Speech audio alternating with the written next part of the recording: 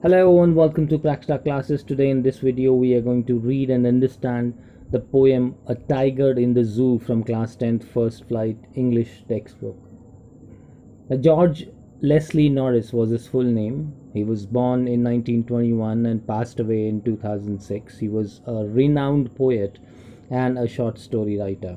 Now this poem deals with the agony and the helplessness of a caged tiger and compares it with the life of a tiger who's probably free in the jungle. The poet describes the condition of animals that are caged by human beings for their own fun. Now let's read the poem and then we will move on to the explanation part. He stalks in his vivid stripes the few steps of his cage, on pads of velvet quiet in his quiet rage. He should be lurking in shadow, sliding through long grass, near the water hole where plump deer pass. He should be snarling around houses at the jungle's edge, baring his white fangs, his claws, terrorizing the village.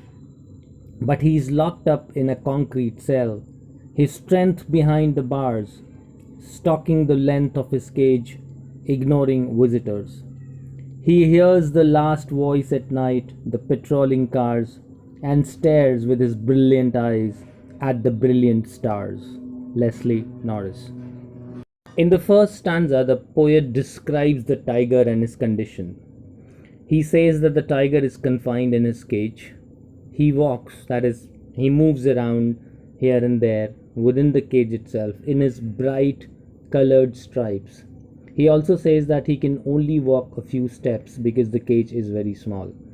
तो poet यहाँ पहले stanza के शुरुआत के लाइनों में यही कह रहे हैं. पोएट टाइगर की कंडीशन बता रहे हैं कि टाइगर जो है वो एक केज में बंद है, एक पिंजरे में बंद है और उस पिंजरे में वो चहलकदमी करता है, लेकिन वो ज़्यादा इधर उधर दूर नहीं जा पाता. बहुत कम, चूँकि जगह बहुत कम है, केज बहुत छोटा सा है, तो वो ज़्यादा कदम नहीं ले पाता. और उसकी जो खूबसूरत स्ट्राइप्स हैं वो हमें दिखती हैं. He also says that he can only walk a few steps, मतलब वो कुछ ही कदम ले पाता है इस छोटे से केज में. Then further the poet says that one cannot hear his footsteps as he has soft feet like velvet, due to which there is no sound when he walks. जब वो चलता है, जब वो चहलकदमी करता है, तो हमें उसके चलने की या उसके पैरों की आहट नहीं आती, क्योंकि उसके जो पंजे हैं वो काफ़ी सॉफ्ट हैं, वेलवेट की तरह हैं. इस वजह से उसमें से आवाज़ नहीं आती. आगे poet says the tiger tries to control his anger by quietly walking in the small cage. He is angry because he is not free. Tiger जो है अपने गुस्से को दबाने की कोशिश करता है, अपने गुस्से को कंट्रोल करने की कोशिश करता है, इस तरह से धीरे धीरे चल करके. और वो नाराज़ है, क्योंकि वो फ्री नहीं है. In the second stanza the poet now compares the life of a tiger, who's free in the jungle. That if this tiger was free, he would have hid himself behind the long grass near the water bodies so that he could easily catch a prey. यहाँ पे poet ये कहना चाहते हैं कि अगर ये tiger free होता तो वो अपने नेचुरल एनवायरनमेंट में होता, जंगल में होता, जहाँ पर वो जहाँ पे वो ऊंची ऊंची घास में अपने आप को छिपा पाता, और पानी के जो स्रोत हैं जहाँ पे जानवर पानी पीने आते हैं वहाँ पे अपने आप को छिपाता, और वहाँ पे अपने लिए भोजन का जुगाड़ या प्रबंध करता वो. Poet mentions about a tiger who passes or who comes to that water body to drink water, और जैसे ही वो पानी पीने के लिए आता, डियर को वो पकड़ लेता और उसका अपना भोजन उसको बना लेता.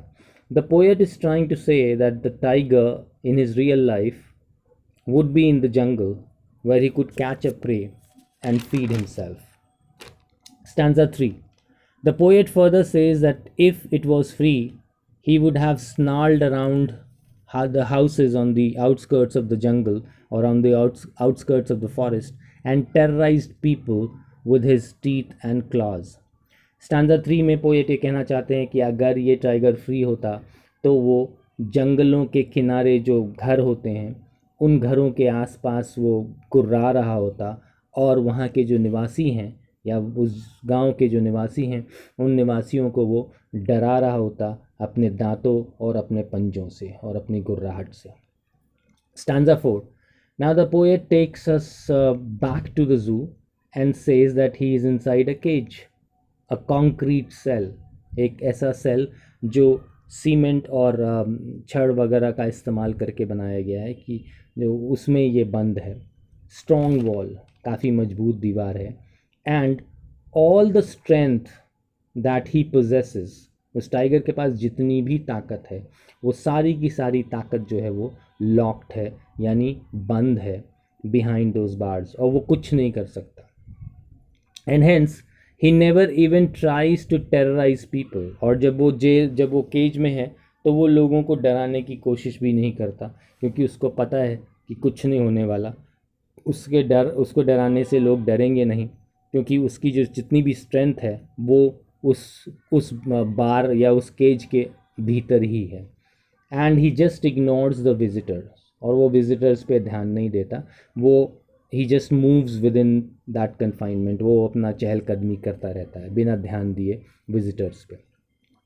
Stanza 5.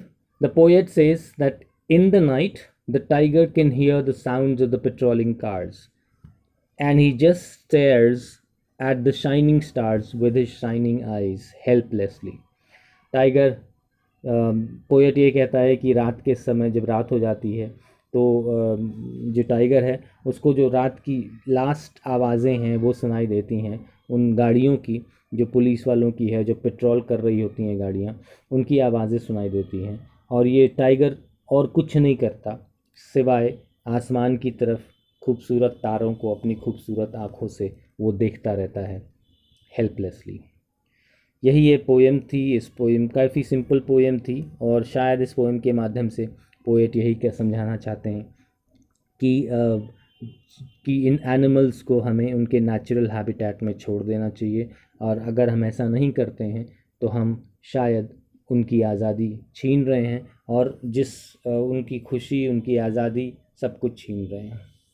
Thank you so much for watching, and thank you so much for joining in. Please do not forget to subscribe, like and share our videos. Thank you.